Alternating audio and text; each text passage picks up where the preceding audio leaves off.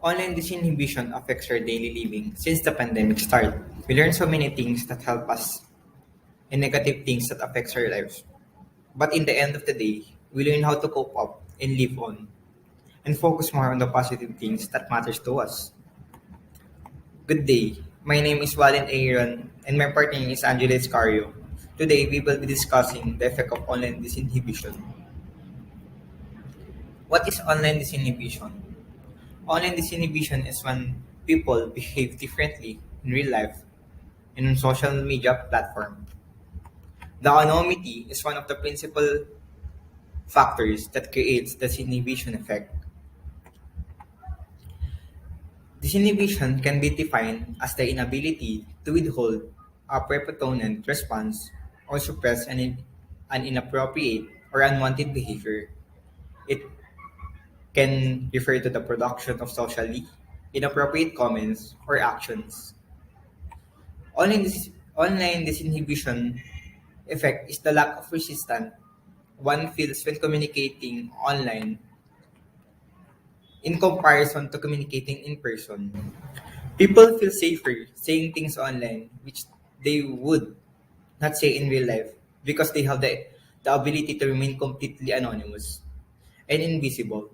Behind the computer screen, apart from the anonymity, other factors such as asynchronous communication, empathy, deficit, or individual personality and cultural factors also contributed to the online disinhibition. The manifestation of such an effect could be in the both positive and negative directions. Thus, online disinhibition could be classified as either benign disinhibition or toxic disinhibition. Strengths. Online disinhibition gives us freedom to express ourselves in cyberspace without worrying about what other people think. It indicates an attempt for us to understand ourselves better than finding new ways we can be someone that we really wanted. Online disinhibition can also have positive outcomes. People that are shy, they can feel that they cannot talk in about certain things in real life that may have no vocal outlet can benefit from this. Online disinhibition cannot cause other harm for somehow. What are the limitations of online disinhibition? Online disinhibition encourages online learners to be openly rude, negative, racist, sexist, and many more. Let's talk about what are the causes of online disinhibition. What is about the cyberspace that loosen the psychological barriers that blocks the release of the inner feelings and needs? Several factors are at the play. For some people, one or two of them produce the lion's share of the disinhibition effect. In the most cases, through these factors interact with each other, supplement each other, resulting in a more complex amplified effect.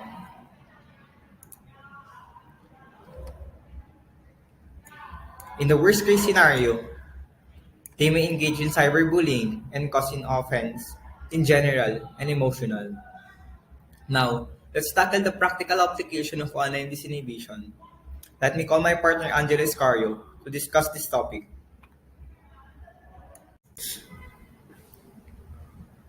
Next, we're going to tackle practical applications. A basic example is people might post things to their Facebook walls that they will never tell each individual Facebook friend they have. Next is you don't know me or dissociative anonymity. On the internet, most of the people you encounter can easily discover who you are unless some technologically savvy people may able to detect you. But for most, you can keep your identity hidden. The anonymity works wonders for online disinhibition. Next, you can't see me or invincibility. The power to be concealed even though you can send a message, they can't hear you and can't see you. Even if everyone's identity is visible, but the opportunity to be physically visible amplifies the disinhibition effect. So you don't have to worry how you look, sound, or smell when you type your message. Next is see you later or asynchronicity. In email and message boards, communication is asynchronous. People don't interact with each other in real time. Others may take minutes, hours, days, or even months to reply to something you say.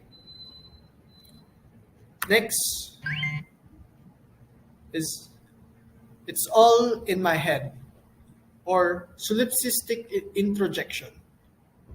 Absence of face to face can affect our mind.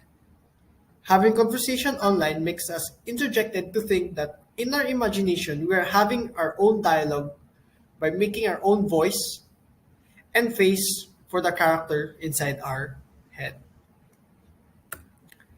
Next is it's just a game or dissociative imagination. People may feel that imaginary characters they created exist in a different space. The one's online persona, along with the online other, live in a make believe dimension, a dream world, separate and apart from the demands and responsibility of the real world. To end this, so we face 2 years of pandemic and basically 2 years life in cyberspace. All we have is the computer and us. So this results us to develop boundaries on how we differently deal our emotions virtually and in face to face.